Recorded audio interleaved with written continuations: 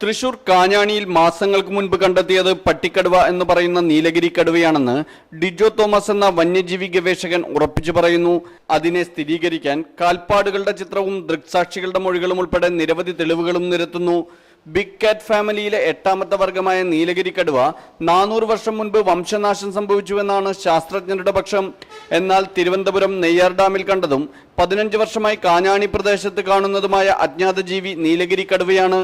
പട്ടിയാണ് ഇവയുടെ ഇഷ്ടഭക്ഷണം.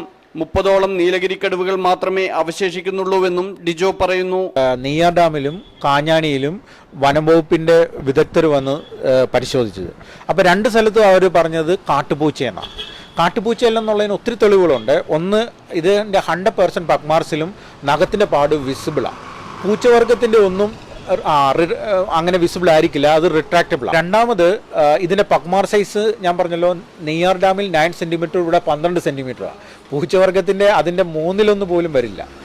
വനം വകുപ്പ് ഇതേവരെ ഔദ്യോഗികമായിട്ട് നീലഗിരി കടുവ ഇല്ല എന്ന് പറഞ്ഞിട്ടില്ല. ഇത് എക്സ്റ്റെൻറ്റ് പ്രോൺ സ്പീഷീസ് എന്നാണ് എൻ്റെ പഠനത്തിൽ മനസ്സിലാക്കുന്നത്. വനംവകുപ്പ് ഒരു പ്രത്യേക വിങ് ഇതിനു വേണ്ടി സ്ഥാപിച്ച് അതിനെ സംരക്ഷിക്കുവാനുള്ള നടപടികൾ എടുക്കുകയും. ഫോട്ടോകൾ ലഭ്യമല്ലാത്തതിനാൽ ഈ ജീവിയുടെ അസ്തിത്വം വ്യക്തമാക്കപ്പെടുന്നില്ല. നെയ്യാർ ഡാമിൽ കണ്ടെത്തിയ ഒരു കുഞ്ഞിനെ നാട്ടുകാർ തല്ലിക്കൊന്നു. വനം വകുപ്പ് DNA പരിശോധനയുടെ റിപ്പോർട്ടുകൾ ഉൾപ്പെടെ മുക്കിയെന്ന് ഡിജോ ആരോപിക്കുന്നു. ഇവയുടെ ഉൾവലിയാത്ത നഖങ്ങളും പുലിയുടെ അത്ര വലുപ്പവുമെല്ലാം വിരൽ ചൂണ്ടുന്നത് നീലഗിരി കടുവ എന്ന യാഥാർത്ഥ്യത്തിലേക്കാണ്.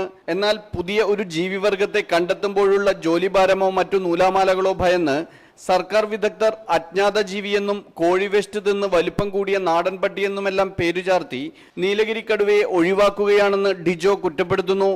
വർഷങ്ങളായി വനത്തിലും ഇവ കാണപ്പെടുന്ന ഇടങ്ങളിലും ക്യാമ്പ് ചെയ്ത് വിവരങ്ങൾ ശേഖരിക്കുകയാണ് ഈ ഗവേഷകൻ. ജീവൻ ന്യൂസ്, തൃശൂർ.